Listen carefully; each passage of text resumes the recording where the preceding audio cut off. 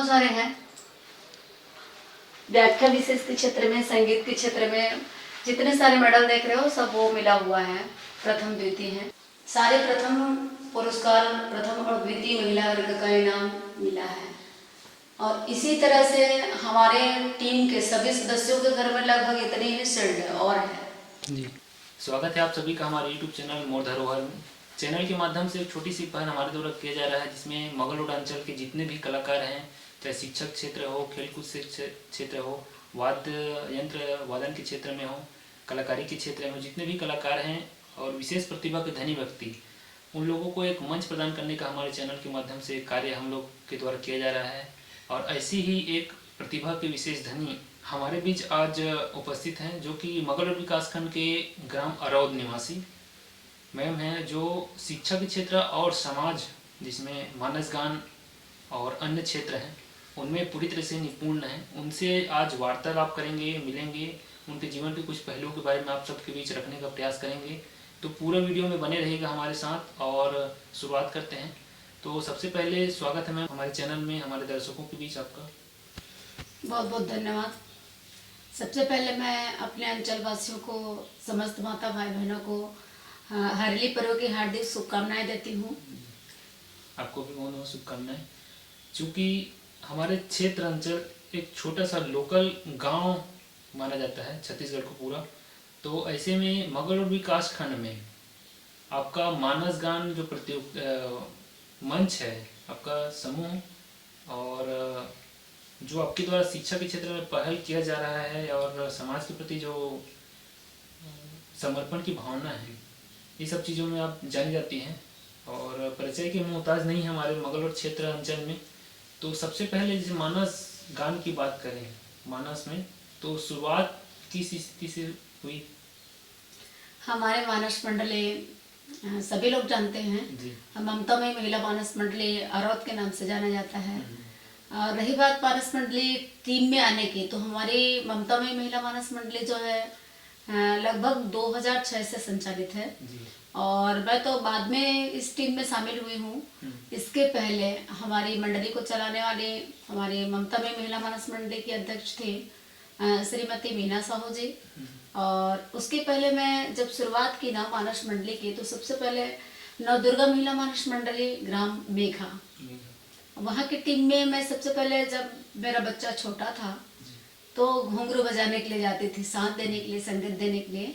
और उसके तत्पश्चात जैसे अरौद में हुआ, तो अरौद मानस मंडली टीम की महिलाएं बोलने लगी कि आप पढ़ी लिखी हो, आप भी हमारी टीम में जुड़ सकती हो और आप अच्छे से व्याख्यान कर सकती हो। सपोर्ट किए उन लोगों ने। तो शुरुआत की, मैं प्रयास की, और सन 2006 से ही धीरे धीरे उन लोगों के साथ में चलना शुरू की। उस समय व्याख्याकार श्रीमती मीना साहू थी। उसके तत्पश्चात मैं आई, तो सबसे पहले मानस का अध्ययन की। और उसके पहले हमारे घर में हमारे ससुर जी जो हैं वो पंडवानी गायक हैं, और साथ में विभिन्न टीम से जुड़े हुए, जैसे लीला मंडली है और मानस के क्षेत्र में है। उसी तरह से मेरे मिस्टर जो हैं, हालांकि वो पंचायत सचिव है, लेकिन सबसे शुरू से वो मानस के व्याख्या कर रहे हैं और साथ में रामधुनी के गायक भी रहे। वो श्री रामधुनी मानस मंडली ग्राम अरौद के सबसे शुरू में वही व्याख्या कर रहे हैं। उससे प्रेरणा मिली कि आप बहुत अच्छा व्याख्या कर सकते हो, प्रयास तो करो। तो सबसे पहले मैं भी शुरू में छत्तीसगढ़ी में व्याख्या करना शुरू की थी। तो छत्तीसगढ़ी में मुझे कंफर्टेबल नहीं लगा, कुछ कुछ शब्द का चयन करना छत्तीसगढ़ी में कठिन होता था, उल्टा। लेकिन जैसे ही मैं हिंदी में शुरुआत की ना, तो धीरे धीरे समझ में आने लगा। और मैं कभी नहीं सोची थी कि मानस के क्षेत्र में इतना अग्रणी हमारी टीम को।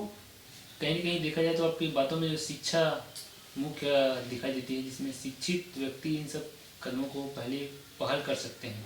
तो शिक्षा के क्षेत्र में आपका विशेष योगदान है, और शिक्षा आपका कहाँ तक है वो बताएंगे? शिक्षा के क्षेत्र में कहा जाए तो सबसे पहले मेरा जब मैरिज हुआ, तो मैं उस समय क्लास बीए फर्स्ट ईयर की स्टूडेंट थी। लोग बाग में एक धारणा बढ़ जाती थी, विशेष करके गांव अंचल में, कि लड़कियों को ज़्यादा पढ़ा के क्या करेंगे, तो ऐसा कुछ ये धारणा बढ़ जाती थी। तो शादी का जब टाइम आया तो हमारे भी गांव में भरदा में वैसे ही हुआ। कुछ लोग बाग कहना चालू कर दे कि 12वीं पढ़ ली है तो बहुत पढ़ ली है, और अभी पहला कॉलेज कर रही है। उस समय पहला कॉलेज को बहुत ज़्यादा पढ़ लिया, ऐसे प्राथमिकता दे दिया जाता था।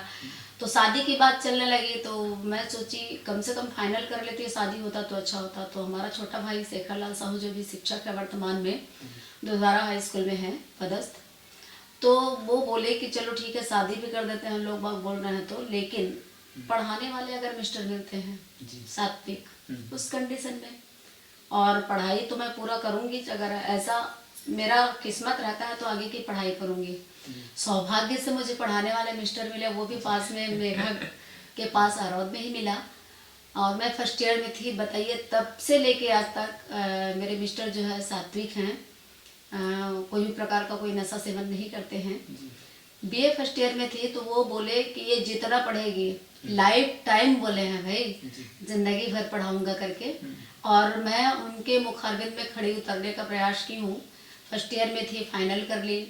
फाइनल करने के बाद में हिंदी साहित्य में एमए की, वैसे तो मुझे इंग्लिश में एमए करने का शुरू से ही मेरा उद्देश्य था। चूँकि बच्चा छोटा था उस समय, बच्चा आ गया तो पास की यूनिवर्सिटी में करना है करके गुरु घासीदास कॉलेज कुरुद में मैं हिंदी साहित्य में एमए की। उसके तत्पश्चात मैं बीएड की फूलचंद अग्रवाल कॉलेज नयापारा से। फिर उसके बाद मुझे लगा कि नहीं, मुझे इंग्लिश में एमए करना चाहिए, क्योंकि मेरा शुरू से एम था कि मैं इंग्लिश में एमए करूं।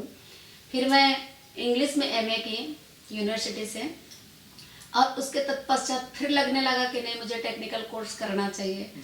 तो फिर मैं पीजीडीसीए की, पीजीडीसीए कंप्यूटर में ही एनसीबीटी की। एनसीबीटी करते करते मैं आनंद ब्रह्मांड इंग्लिश मीडियम स्कूल कपालफोड़ी पढ़ाई, प्राथमिक शाला भरदा स्कूल में पढ़ाई 2 साल। 2 साल नवीन कन्या माध्यमिक विद्यालय मेघा में पढ़ाई, और उसके तत्पश्चात केसीपीएस का भी ऑफर आया था मेरे को एक दिन पहले, और उसके पहले दिन मैं गुरुकुल महाविद्यालय मगरलोड ज्वाइन की। तो दोनों एक साथ था, तो मैं गुरुकुल महाविद्यालय को प्राथमिकता दी कि नहीं, कॉलेज में भी पढ़ाने का अवसर मुझे मिला है, उसे जरूर पूरा करना चाहिए। तो इस तरह से मेरी पढ़ाई अध्ययन के साथ में अध्यापन कार्य भी होता रहा, और अंत में मेरा मकसद बना, एक ही टारगेट बना कि मैं कॉलेज में हूँ तो मुझे पीएचडी करना चाहिए।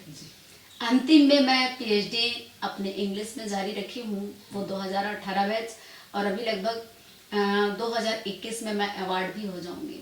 तो इस तरह से मेरे पढ़ाई का पूरा श्रेय मेरे मिस्टर को जाता है। जहाँ तक बात करें मानस गान की, मानस गान में सबसे गुरु और सपोर्ट करने वाले आप अपने मिस्टर को बताएं, तो सामान्य क्षेत्र में जो लोगों की धारणा रहती है कि एक महिला होके घर से बाहर निकलना, और जैसे मानस गान हो रही कहीं तो बाहर जाकर प्रस्तुति अपनी देनी, तो उस स्थिति में कुछ सुनने को या फिर ऐसा रोक टोक की स्थिति आई? रोक टोक की स्थिति तो नहीं आई, क्योंकि कहते हैं ना कि लोगों को अगर विश्वास हो, विश्वास ही मेन है। हम अगर लोगों के विश्वास में खरा उतरते हैं, हम अपने आचरण में सही रहते हैं, अपने जगह पे सही रखते हैं, तो अपनी बुलंदी को, ऊंचाई को हम छू भी सकते हैं, और उसके लिए कोई भी हमें नहीं रोक सकता। तो लोगों के मन में धारणा तभी पैदा होती है जब हम कुछ गलत रास्ते पर चलें। अगर हमारा रास्ता सही है तो सही रास्ते को रोकने वाले बहुत कम मिलेंगे, विशेष करके जो समझते हैं वो, और जो समझते हैं उनके विश्वास में खरा उतरने की जरूरत है। सदाचरण मेन है। आगे और जो अभी रामोत्सव जो आपने कथा वाचन किया, उस क्षेत्र में आगे और अगर मौका मिले अपने क्षेत्र में या दूर दराज क्षेत्र में जाने तक, तो उस स्थिति में आपकी क्या मंशा रहेगी? राम कथा महोत्सव सप्तदिवसीय, इसमें और आगे जाने की बात रही तो लोग अगर चाहते हैं कि इनकी राम कथा हो, तो मैं तो चाहूंगी कि भगवान की कथा कहने के लिए कौन ना ही ना बोलेंगे, है ना, वो तो जाना ही चाहेंगे। बशर्ते मेरा उद्देश्य भी ये था कि लोग कभी कभी क्या करते हैं कि कथा वाचन कर रहे करके अपने आप को चेंज करते हैं, पीला वस्त्र धारण करके कोई कथा कहे, वो नेचर में आए ना आए, नेचर के विरुद्ध आचरण करते हैं, पीला वस्त्र धारण करते हैं, यहाँ तक कि अपने आप को साध्वी दिखाने का प्रयास करते हैं। मेरा मकसद ये था कि हम जैसे हैं, सादा जीवन, उच्च विचार होना चाहिए, हम जिस परिवेश में हैं उसी रूप में भगवान की कथा को, इसके लिए अपने आप को बदलने की जरूरत नहीं है, केवल आचरण को भगवान के अनुरूप, उनके आदर्शों के अनुरूप रखने की जरूरत है।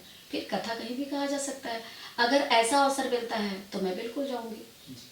समय के साथ बदलाव और शिक्षा के क्षेत्र में जो जुड़े रहते हैं वही एक नई पहल करते हैं, नई कदम उठाते हैं।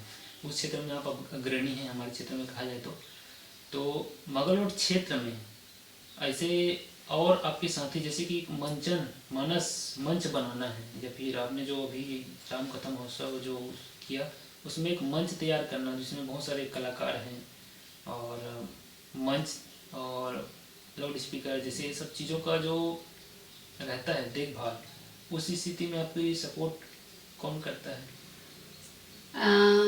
जिसको राम कथा सुनना है, हाँ, अगर हमें इंस्ट्रूमेंटल चाहिए जी, या फिर संगीत कलाकार चाहिए, तो इसके लिए आज के क्षेत्र में ऐसा है कि जितने भी संगीत कलाकार हैं विशेष करके देखने को मिला है कि सब गरीब हैं, गरीब परिवार के कलाकार हैं और वो अपने कामकाज को छोड़ के आते हैं, तो उन्हें भी तो थोड़ा बहुत चाहिए। तो इसके लिए व्यवस्था विशेष करके गांव वाले लोग कर देते हैं, जैसे टेंट माइक की व्यवस्था उपलब्ध करानी है तो सरपंच के माध्यम से और पूरे ग्रामीण लोग के सपोर्ट के माध्यम से टेंट माइक की व्यवस्था कर दी जाती है। उसके साथ ही साथ हमारे अंचल में या फिर हमारे छत्तीसगढ़ में कहना चाहिए दान दाताओं की कमी नहीं है। दान दाता इतने अधिक होते हैं कि उनको प्रत्येक दिन की कलाकारी का एवज मिल जाता है, मेहनताना मिल जाता है, साथ में भगवान की भक्ति भी हो जाती है और आगे बढ़ने का अवसर मिल जाता है। इस तरह से सारे कलाकार खुश रहते हैं, अपना कार्यक्रम सही रूप में देने का प्रयास करते हैं। मानस मंच में होने वाला जो कार्यक्रम है और भागवत हो, रामायण उत्सव हो, सबके लिए अलग अलग मंची कार्यक्रम होता है। उसमें जो संगठन रहता है एक गठित, इसमें कलाकार भी रहते हैं, आप भी रहते हैं, तो आप तो दोनों जगह फिर बैठते हो, तो उनका चयन अलग अलग होता है अलग अलग मंचों के लिए या फिर एक ही रहते हैं? नहीं, वैसे तो जो कलाकार बहुत पहले से साथ में चलते रहते हैं जी, तो वो कलाकार तो चलते ही हैं। अगर उनका कोई काम आ जाता है या फिर कोई अन्य जगह पे उनको तारीख पता नहीं है और चले जा रहते हैं तो उनके एवज में अपना खुद नहीं जा रहे हैं तो दूसरे कलाकार अपनी जगह पे वो भेजते हैं। इस तरह से कलाकार का मेंटेन हो जाता है। समय की महत्ता होती है अलग अलग कार्यक्रम में जाने के लिए, तो यही पाबंदी के लिए एक सवाल है अपने कि किस तरीके से आप समय को मेंटेन करते हैं? घर परिवार देखना, शिक्षा क्षेत्र में इधर मानस मंच, तो समय का जो बंटवारा होता है वो किस तरह से करते हैं आप? अब हमें पता है कि हम एक काम करने वाले नहीं हैं, जी, हमारे पास में 3-4 काम हैं और 3-4 काम को कैसे करना तो उस हिसाब से समय को बांटना पड़ता है।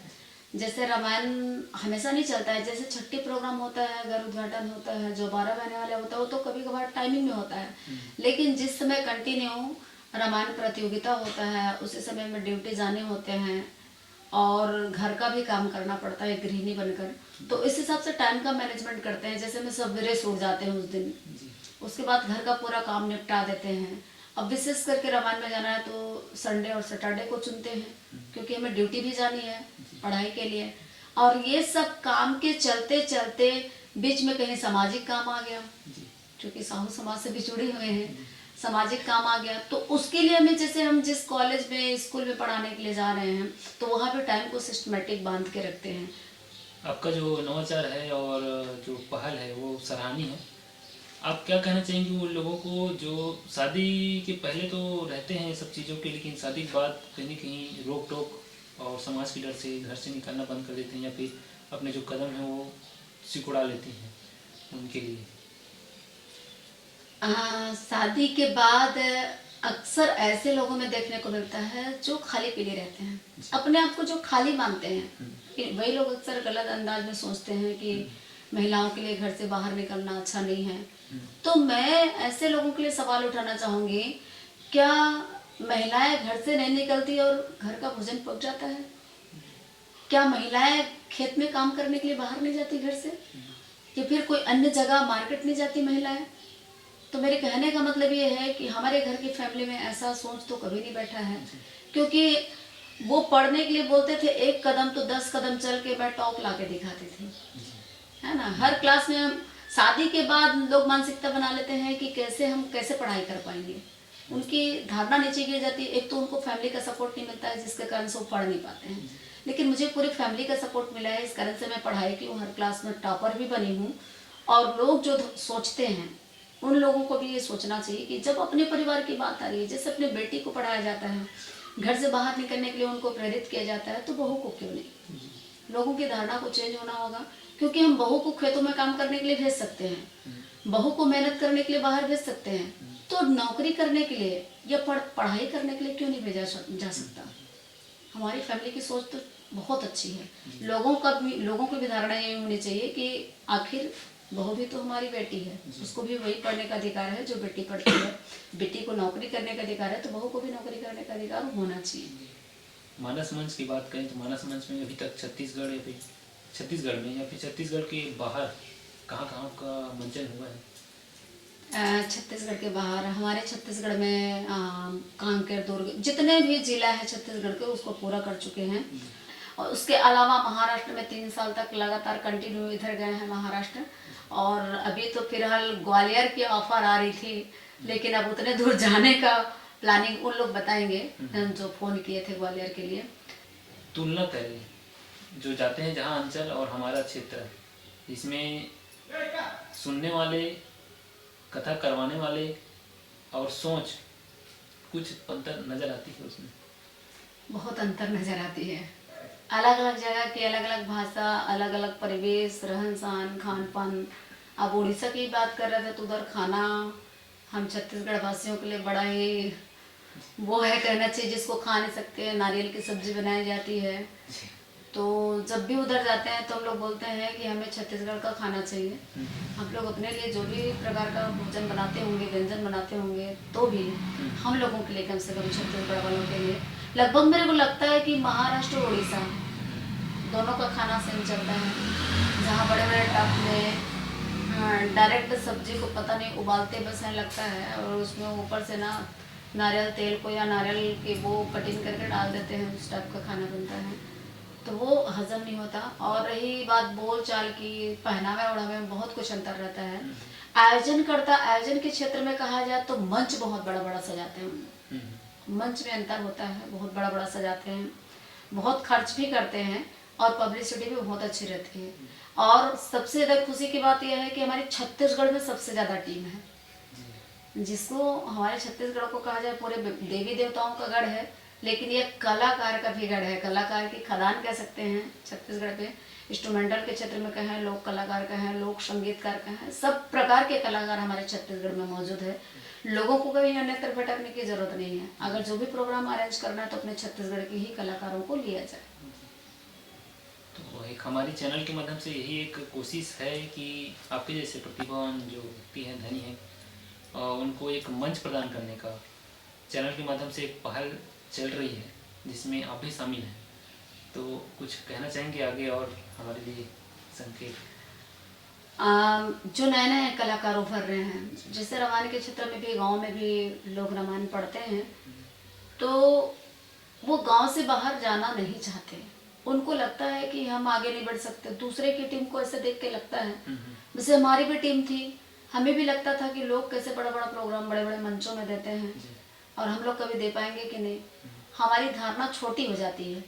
और अगर उसी को थोड़ा सा बाहर निकला जाए, जैसे छोटे छोटे टीम है हमारे गांव के जो संचालित हो रहे हैं गांव अंचल के लोगों को प्रेरित करने के लिए, तो उसे मंच देने का विशेष कार्यक्रम, अभी तुलसी जयंती आने वाला है, तो हमारे मगरलोड विकास खंड में विशेष कर कहा जाए, राघवेंद्र सरकार मानस परिषद मगरलोड के तत्वाधान में तुलसी जयंती का आयोजन 15 अगस्त के दिन करना है, जिसमें हमारे गांव की छोटी छोटी मंडलियां जो कभी गांव से बाहर नहीं निकलती, उनको निकलने का अवसर उसी मंच के माध्यम से दिया जाता है और वही मंच उसको आगे बढ़ाता है। क्योंकि हम एक मंच में जाते हैं तभी हमें लगता है कि नहीं, हम मंच में भी कथा कह सकते हैं। जो गांव में प्रोग्राम देते हैं वो बाहर भी कथा कह सकते हैं। धीरे धीरे उनको प्रेरणा मिलती जाती है और ऐसे ही मंडली आगे बढ़ती है। हम भी उसी जमीन से निकले हुए हैं और वही गांव में प्रोग्राम देने के बाद गांव के लोगों ने हमें अवसर दिया, तुलसी जयंती के माध्यम से अवसर दिया, तब कहीं जाके आज हम बड़े बड़े मंचों में प्रोग्राम दे पाते हैं। जहाँ तक बात करें सोशल मीडिया की, सोशल मीडिया में छोटी सी कलाकार बड़े भी हो जाते हैं, बड़े कलाकार और निखर जाते हैं। तो आज के युग में गांव क्षेत्र में अधिकतर होता है रामायण, राम कथा जो भी है, उन सभी का एक सोशल में मंच प्रदान करना एक उचित जरिया होगा, जो कि अब सबके हाथ में आज मोबाइल आ चुका है। अब इसको क्या कहें, सोशल मीडिया के माध्यम से कहें, मोबाइल के माध्यम से कहें, अभी तो छोटे से छोटा बच्चा जो है मोबाइल के माध्यम से अपना गीत संगीत सुना रहा है, लोग उसको फॉरवर्ड करते जा रहे हैं, उसके माध्यम से प्रसिद्धि प्राप्त कर लेते हैं। तो ये भी एक माध्यम है, होना चाहिए। अगर जो बाहर नहीं जाना चाह रहे हैं जो कलाकार, तो मोबाइल के माध्यम से वीडियो करके अपने घर में ही अच्छा गायन वादन करके अपने व्याख्यान को, अपने गायन को उभारा जा सकता है। फिर वो फेमस हो सकता है, उसको मंच प्रदान किया जा सकता है, क्योंकि यही तो अवसर है, लोग इसी से ही तो आगे बढ़ते हैं और कहीं बाहर जाने की जरूरत नहीं है। तो ये धीरे धीरे लोग उसमें फेमस होने लग जाते हैं, क्योंकि ये एक क्या है, अवसर है, और अवसर देने का काम हमारे सोशल मीडिया कर रहे हैं। तो इसमें हमेशा हर कोई को आगे बढ़ना चाहिए। आपके द्वारा बहुत से मंचों में प्रस्तुति दिए गए और बहुत सारे हम ऊपर देख रहे हैं मेडल आपके द्वारा शील्ड जो प्रदान किए गए सामाजिक क्षेत्र में, उन सबको हमें बताने का प्रयास करेंगे, थोड़ा और दर्शकों को बता सकें, हम दिखा सकें आपकी जो पहल है और जो आपकी शुरुआत है वो आज किस स्थिति में है उसके लिए। जिसमें ये देखो, ये लिखा हुआ है, ये बालोद क्षेत्र का है, खरथुली ग्राम का। हाँ, ये मेडल मिला है, शील्ड मिला है, ये भी बालोद का है, नया पार बालोद वही का। अधिकतर न प्रथम और द्वितीय पुरस्कार का है, जैसे ये मिला है रामतारा। इसी तरह से ये एक और मिला है, करड़ी छोटी हमारे अंचल के हैं, गांव के हैं, वहाँ से मिला है ये, और 2017 में आयोजित हुआ था। इसी तरह से यहाँ पर लिखा हुआ है, एक और पुरस्कार है, बहुत सारे हैं। व्याख्या विशेष के क्षेत्र में, संगीत के क्षेत्र में जितने सारे मेडल देख रहे हो सब वो मिला हुआ है, प्रथम द्वितीय है। और एक दो मेडल हमारे गुरुकुल कॉलेज का भी है, NSS कार्यक्रम बच्चों का जो हुआ, जिस गांव से संचालित हुई, संपादित हुई, वहाँ का मिला वर्ग द्वितीय का पुरस्कार है। गांव का नाम उसमें लिखा है क्या, ऊपर में लिखा है क्या, सरबदा का है ये। और ये डम्बूरम द्वारा वेंडरवाने से है। इसी तरह से सिल्वर पदक कहना चाहिए, एक जगह पे वैसे सिल्वर अंचल, सिल्वर पदक के नाम से दोनों जो इनाम रखा गया था, एक व्याख्या विशेष का और पूरे टीम के प्रथम आने का। तो ये राम लक्ष्मण जो सिल्वर का, राम सीता वाला जो सिल्वर का मूर्ति दिख रहा है, वो हमारे लिए बहुत अहमियत रखता है, क्योंकि उस पदक को हमने प्राप्त किया था उस क्षेत्र में। ये बड़ा सा शील्ड देख रहे हैं आप, ये मिला है हमको बासिंग, हमारे धमतरी के पास जो है, प्रथम पुरस्कार है वो भी। और ये जो बड़ा बड़ा शील्ड देख रहे हैं ना, ये सब प्रथम पुरस्कार का है। ये बोरसी का है, मानस गान व्याख्यान प्रतियोगिता बोरसी का। इसी तरह से यहाँ पर और है, इस पे गाँव का नाम नहीं लिखा हुआ है। सारे प्रथम पुरस्कार, प्रथम और द्वितीय महिला वर्ग का इनाम मिला है। और इसी तरह से हमारे टीम के सभी सदस्यों के घर में लगभग इतने ही शील्ड और है जी।